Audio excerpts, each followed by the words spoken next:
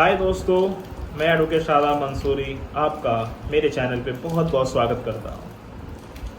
आपकी तबीयत सही रहे, आप खुश रहे और स्वस्थ रहें। आज हम बात करने वाले हैं नए कानून। ये नया कानून किसको फ़ायदा हुआ है, किसको नहीं हो रहा है। क्या लोन वालों को इस कानून से फ़ायदा हुआ है या कर्जदारों को इससे फ़ायदा हुआ है। जो लोन से बहुत परेशान है, क्या उससे इन कानून से फ़ायदा हुआ है।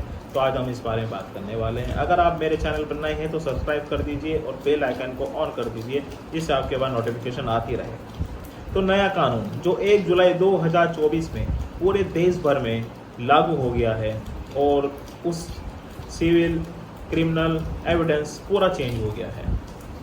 पहले क्या करते थे लोग कि जो 1870 से कानून चल रहा था उसमें चेक जो मुकदमा होता था 138 का, उसे सिविल और क्रिमिनल होता क्या है पहले आप ये ले जान लीजिए। सिविल एक जिसमें जमानत ना करानी पड़े और क्रिमिनल जिसमें जमानत की आवश्यकता होती है।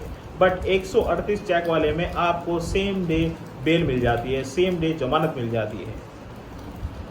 तो अब इस नए वाले कानून से आपको क्या फ़ायदा मिला है, आज हम इस बारे में ही बात करने वाले हैं। जैसे कि आप पे कोई लोन होता है तो परेशान करने के लिए आपको आपके लोअर कोर्ट में चला जाता है, जहाँ से आपको सेटलमेंट हो जाता है। फिर आप ऊपर कोर्ट में जाते हैं, वहाँ से सेटलमेंट आ जाता है। लोक अदालत का सेटलमेंट के लिए आपको आ जाता है, जिसमें अच्छा खासा डिस्काउंट आपको दिया जाता है। 138 में अगर आपने किसी चेक लगा रखा है और आपको चेक लगा देते हैं तो घबराइए ना, आप सेम डे में ज़मानत ले सकते हैं। बट एनबीसी कंपनी और बैंक क्या करते हैं, ये आपका चेक दूसरे स्टेट में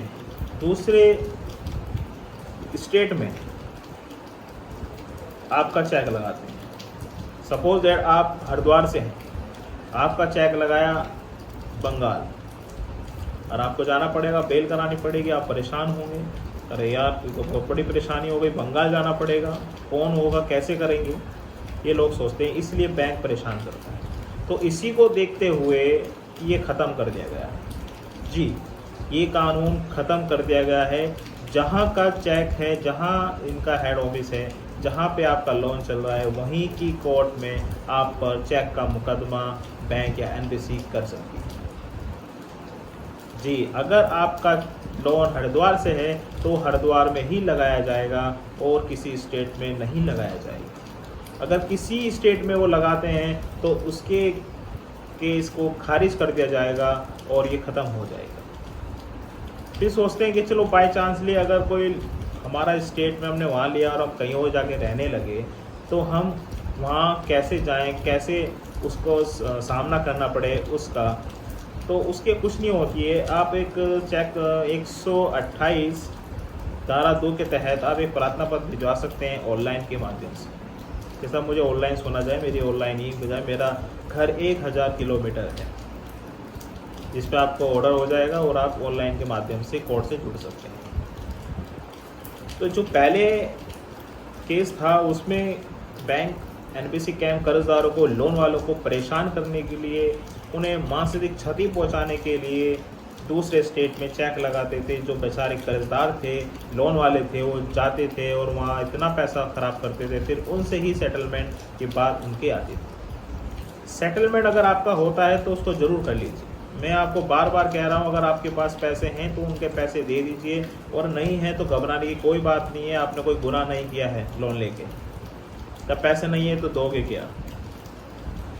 तो यही मैं आपको समझाना चाहता हूँ। नए कानून के तहत कोई भी आपका चेक, अगर आपने लोन अपने स्टेट से लिया है, किसी और दूसरे स्टेट में जाके लगाते हैं तो आप उस पर कंप्लेंट कर सकते हैं, आरबीआई में कंप्लेंट कर सकते हैं और कोर्ट में भी कंप्लेंट भिजवा सकते हैं, जिससे उनका जो मुकदमा है वो खारिज हो जाएगा और आपका केस ख़त्म हो जाएगा।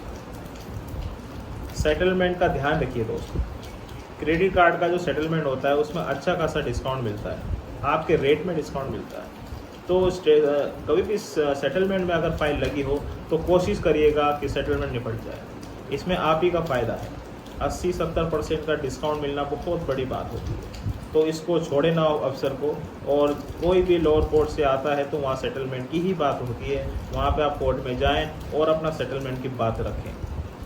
कोई भी नोटिस आता है कोर्ट का तो जाएं और उसे फेस करें और वहाँ सेटलमेंट की बात रखें, तो आपका केस मौजूद रहेगा और आप ही को ही फ़ायदा होगा, इसे किसी में कोई फ़ायदा नहीं होगा। और उन रिकवरी एजेंटों से आपको बचना है जो आपको खामखा धमकाते हैं, बिना वजह के धमकाते हैं। तो दोस्तों, अगर कोई भी रिकवरी एजेंट आपको कॉल करके परेशान करता है, कहता है कि मैं तेरा चेक वहाँ लगा दूंगा, तू जाना पड़ेगा, तुझे इतना परेशानी होगी, ये होगी, तो आप उसकी रिकॉर्डिंग कर उसे अपने पुलिस स्टेशन में, नियर पुलिस स्टेशन में उसकी कंप्लेंट दर्ज करा सकते हैं। कोई भी रिकवरी एजेंट आपको परेशान नहीं कर सकता, आपकी फैमिली को परेशान नहीं कर सकता, ये एक आपका अधिकार है।